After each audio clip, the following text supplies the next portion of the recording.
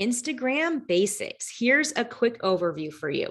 So, while TikTok is very much a platform where you can go get in front of new people really quickly, it's very much an awareness driven platform.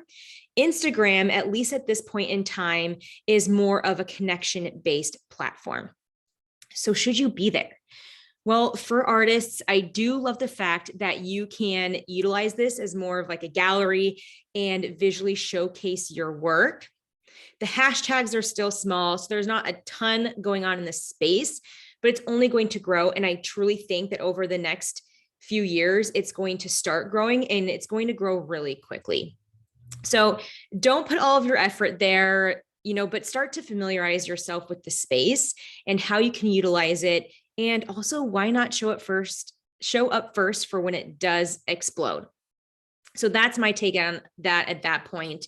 Over these next few videos, I'm going to be going over best practices on Instagram in 5 areas. So we're going to talk about your grid, your stories, Reels, IGTV, and your bio. So make sure you go check out the rest that are coming your way.